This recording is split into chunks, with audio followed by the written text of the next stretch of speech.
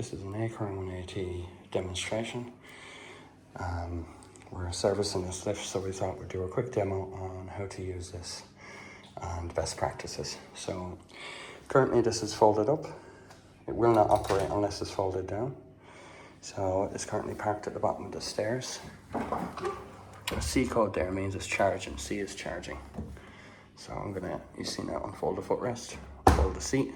Again, it will not go till both armrests are down. When they're both down, that lift will be willing to go. It's worth noting as well, before you go, there's an off switch here, and there's a key. So if you have kids around, that prevents anyone from using that. You'll usually have two there. Take one of these off and leave it in a safe place. And it always goes clockwise to turn it back on. Right, so next step is I'm going to sit into the lift. I'm going to get the seatbelt. Seatbelt is down here. Now, if you grab that seatbelt in one go, it'll stop. So you have to basically, if you get it out and let go, the seatbelt will stop. Okay, so you have to start again. So essentially what you do is grab the seatbelt out, one go, push it in here, and away you go. So you have a choice of two toggles here, one here, one here. It's just a case of which hand you prefer. They both go left and right. So to travel up the stairs, all you have to do is push and hold the direction you want to go. So I want to go up, which is that way. Sorry, that was my bad. Push and hold. It'll take about 3 seconds. It'll start moving. You'll see that lift starting to travel up the stairs.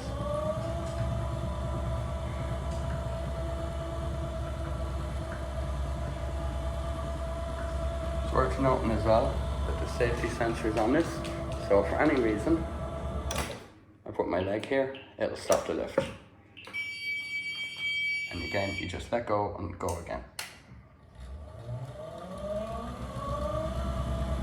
Currently we're in one of the fastest speeds. When you're coming up to the bends, any vertical bends like this, where there's an orientation change, because it's got a self-leveling motor in this, you'll actually see that here. It'll start slowing down, and essentially the lift, see down there, it's actually adjusting itself. When you come around to bends, always watch your knee clearance as well. Again, you have to hold this button in fully. If you let go, it'll stop dead in its tracks, okay? To go again, it's just a case of pushing and holding. And again, if you want, you can use this side.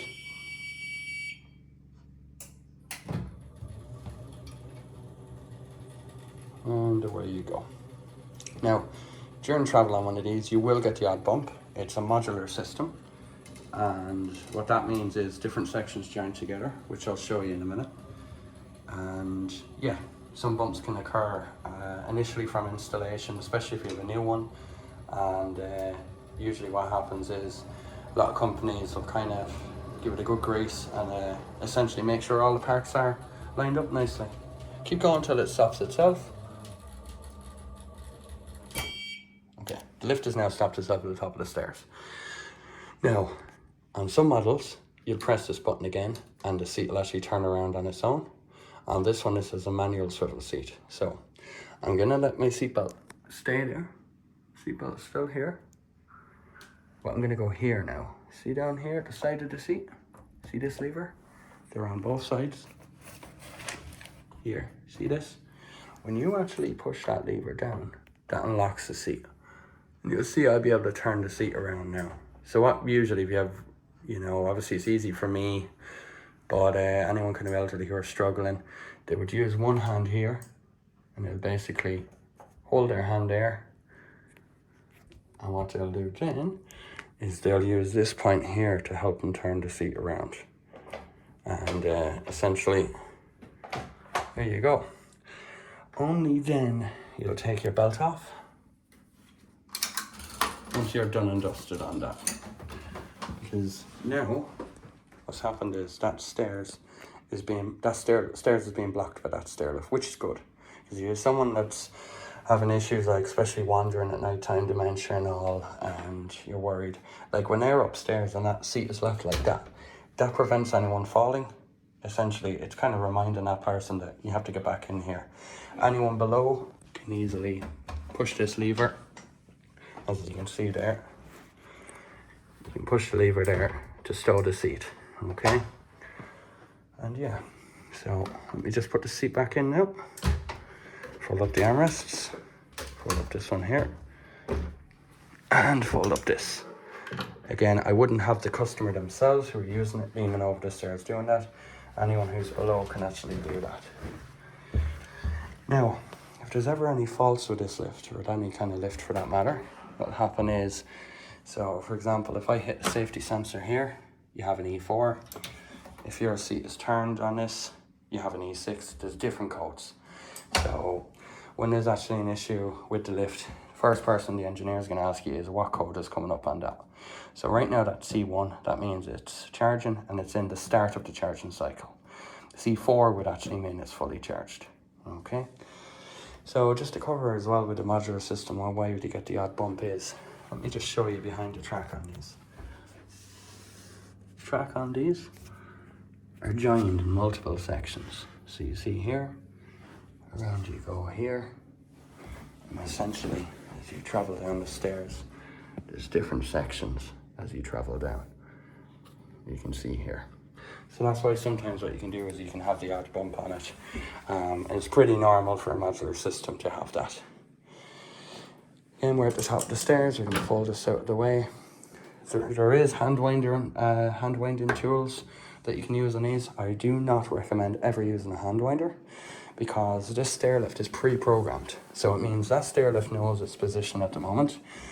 So if you can imagine, as I was saying earlier, that when you're about a foot down them stairs, it changes its level again. So if you imagine, you go hand winding this that you would most stair lifts, what'll happen is, you'll say you hand wind that up a few inches. By the time you get to there, that lift is actually going to tip over, throw a fault code. So ideally, never ever hand wind the stair lift. Now, another thing that you have with this lift as well is remote controls. Let me just show you.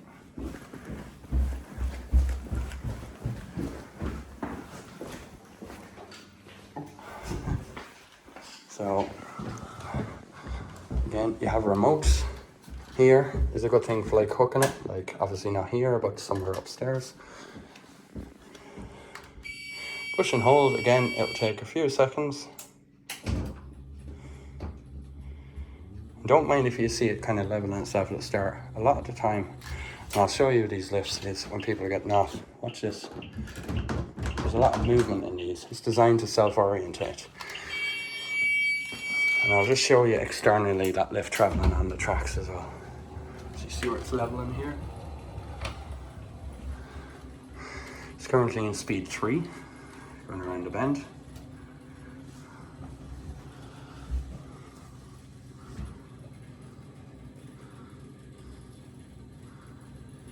There we go. And again, what I want to show you here is where it levels. And then we'll go through some common issues with these as well, just so we're sure we've covered everything then. But watch, you see it self-level here now, it's kind of funky. There you go. And that'll start building up speed again.